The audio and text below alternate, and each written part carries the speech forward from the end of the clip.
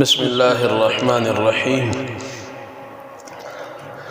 الحمد لله رب العالمين، والصلاة والسلام على خاتم الأنبياء والمرسلين وعلى آله وصحبه أجمعين، أما بعد، فأعوذ بالله من الشيطان الرجيم. بسم الله الرحمن الرحيم.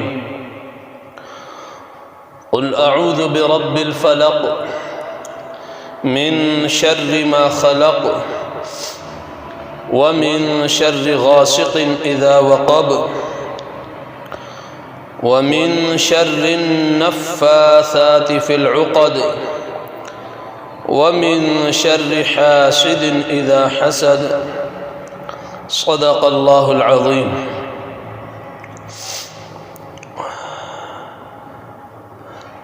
اللہ تعالیٰ نے انسانوں کی رہنمائی کے لیے وقتاً فوقتاً انبیاء کرام علی نبینا علیہم الصلاۃ والسلام کو مبعوث فرمایا، اور ساتھ ساتھ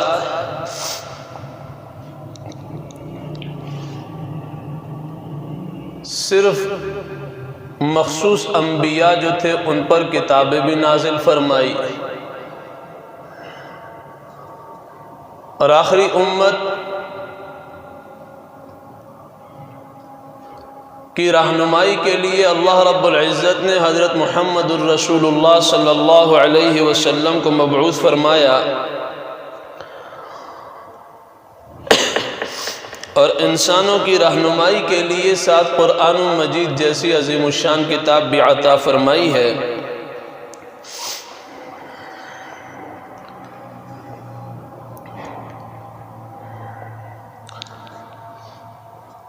اللہ تعالیٰ نے قرآن مجید میں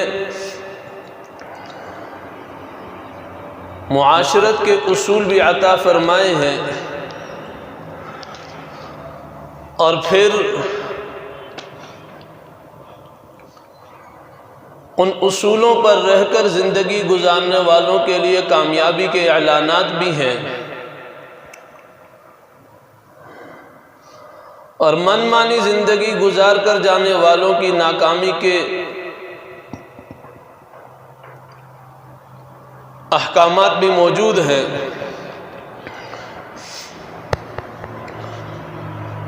ربیع الاول کے مہینے سے یہ تسلسل سے سلسلہ چلا آ رہا ہے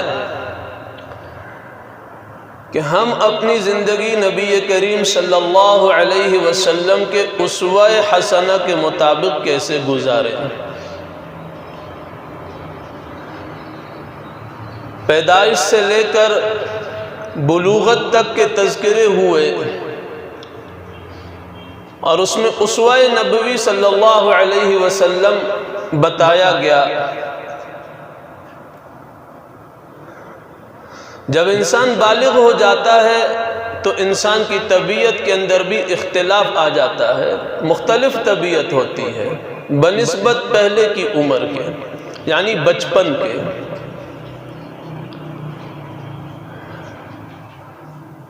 والدین کے ساتھ حسن سلوک گزشتہ نشست کا موضوع تھا۔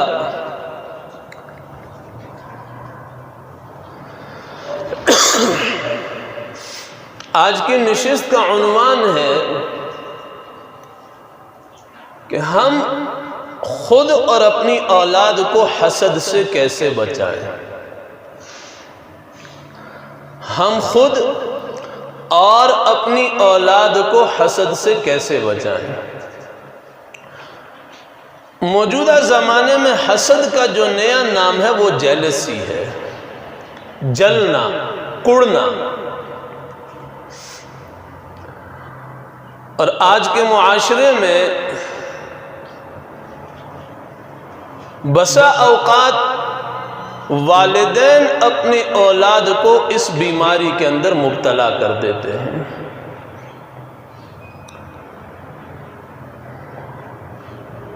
وہ کیسے؟ کہ بچے کو بار بار کہا جاتا ہے کہ دیکھو فلاں تم سے اتنا آگے نکل گیا، ماموں کا بیٹا، پھپھو کا بیٹا، چچا کا بیٹا میٹرک کے امتحانات میں، F S C F A کے امتحانات میں، جو نمبروں کی گیم ہے، ماں باپ بچے کو بار بار یہ کہہ کر کہ دیکھو فلاں تم سے اتنا آگے نکل گیا، شوق دلانا الگ بات ہے، بچوں کو کسی کام کا شوق دلانا یہ الگ چیز ہے، اور یہ جائز بھی ہے، یہ مستحسن ہے۔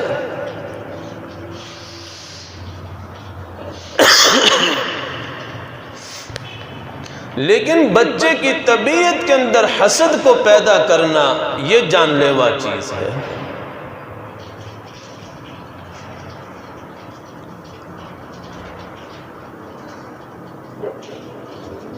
اور ماں باپ بسا اوقات بچے کو جب یہ کہتے ہیں نا کہ بھائی دیکھو فلاں کتنا آگے بڑھ گیا ہے،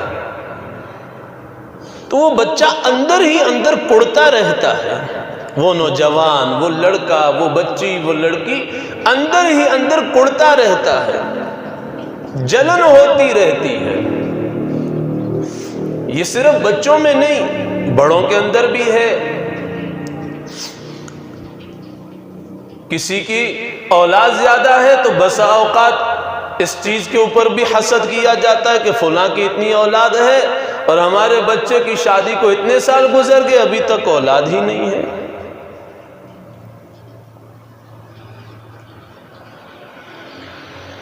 کبھی کبھار کسی کا مال دیکھ کر بندہ کہتا ہے کہ فلاں کے پاس اتنا مال و دولت ہے، ہمارے پاس کچھ بھی نہیں۔ کبھی اللہ رب العزت نے کسی کو کوئی نعمت عطا فرما دی، گاڑی ہے، گھر ہے، دیگر چیزیں ہیں،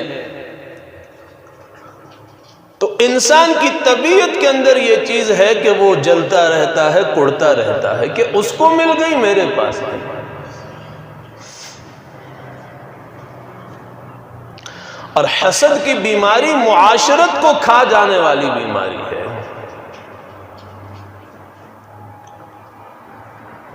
پھر جب بچے اور بچیوں کے اندر یہ بیماری آ جاتی ہے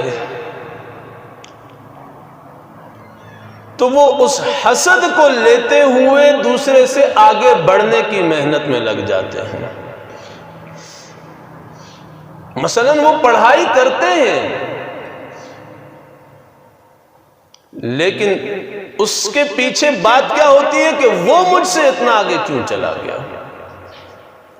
تقابل الگ چیز، میں نے پہلے عرض کیا، مقابلہ کرنا یہ پسندیدہ ہے، ذوق شوق بڑھانا یہ پسندیدہ ہے، لیکن حسد جو ہے یہ ناپسندیدہ چیز ہے۔ پھر بسا اوقات بچے اور بچیاں ایک ہی کمرے میں اپنے آپ کو بند کر لیتے ہیں، ہر وقت پڑھائی ہی پڑھائی، حتیٰ کہ ماں باپ کھانا بھی ان کو کمرے میں پیش کرتے ہیں محبت میں۔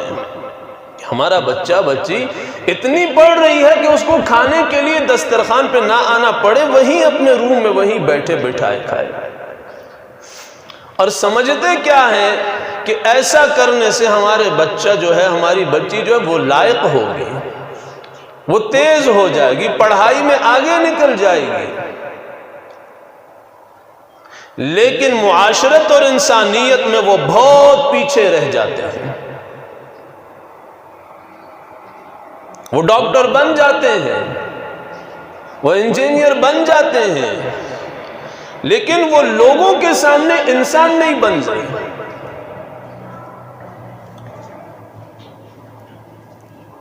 کیوں؟ اس لیے کہ انہوں نے بند کمرے کے اندر اپنے آپ کو محصور رکھا ہے، لوگوں کے ساتھ تعلقات کو ترک کیے رکھا۔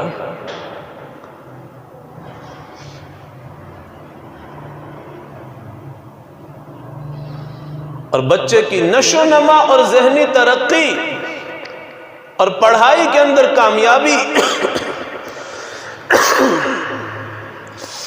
تب ہوتی ہے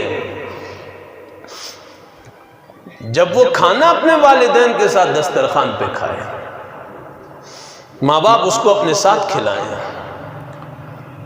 اہل و عیال کے ساتھ تقریبات میں بھی جائے، جنازوں میں بھی جائے، خوشی کے مواقع پر بھی جائے، رشتہ داروں کے ساتھ حسن سلوک بھی ہو، لوگوں کے ساتھ میل جول بھی ہو، معاشرت بھی ہو،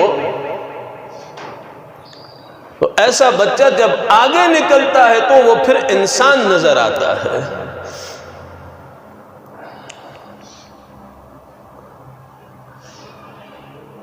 اس لیے حسد کی جو بیماری ہے یہ بچوں کے اندر سے نکالنی ہے، خود اپنے اندر سے بھی، صرف بچوں کے لیے نہیں عرض کر رہا، اپنے اندر سے بھی۔ قرآن مجید کے آخری سپارے کی جو آخری دو صورتیں ہیں، آخری دو صورتیں سورۃ الفلق اور سورۃ الناس،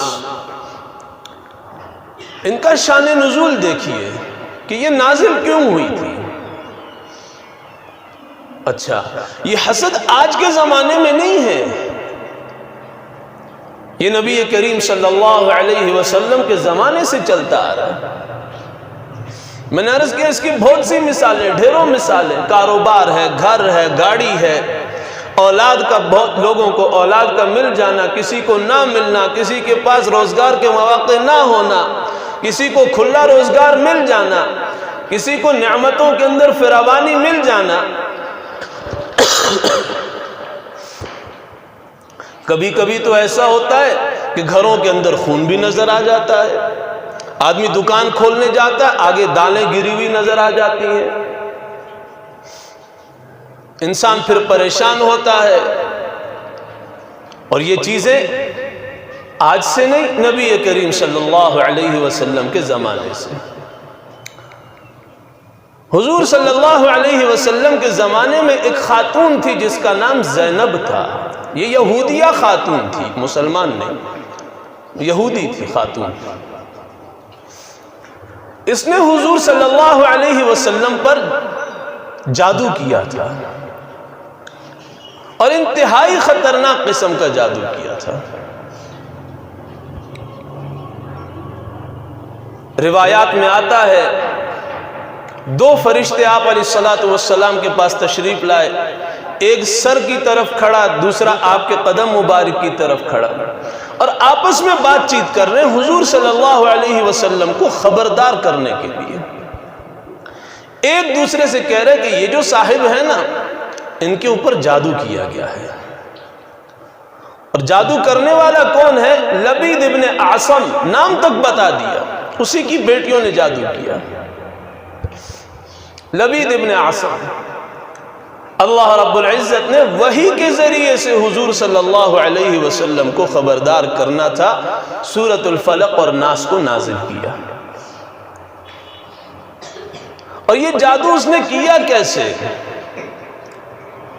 انہیں علم تھا کہ آپ صلی اللہ علیہ وسلم کو دستی کا گوشت پسند ہے، کبھی کبھار تناول فرمایا کرتے تھے دستی کا گوشت، اور روایت میں آتا ہے وہ اس لیے پسند فرماتے تھے کیونکہ پکتا بھی جلدی ہے اور کھانے میں بھی لذیذ ہوتا ہے، اور بھنا ہوا پسند فرماتے تھے، جسے آج کی زبان میں روسٹ کہا جاتا ہے، بھنا ہوا گوشت۔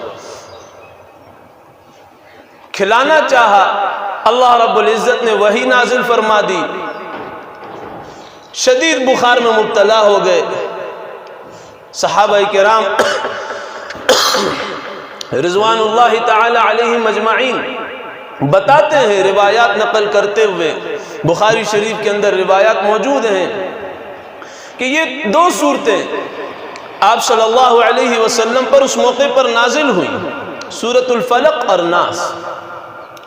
آپ ایک مرتبہ دونوں کو پڑھتے ایک ایک بار، ایک ایک گرہ کھل جایا کرتی تھی۔ اور جادو کس چیز پر کیا؟ آپ کے بال مبارک پر، سر کے بالوں پر، کیونکہ آپ علیہ السلام نے زلفیں رکھی ہوئی تھیں، لما، جمہ، وفرہ، تین قسم کے بال مسنون ہیں، کانوں کی لو تک، گردن تک، کندھے تک، یہ مسنون ہے۔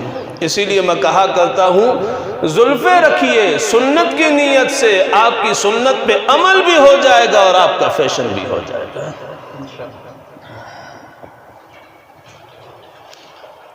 اسی لیے تو کہا کہ بال سر پر نہ انگریزی رکھیے جناب، ان کو سنت سمجھ کر کٹا لیجئے۔ عبداللہ ابن عباس رضی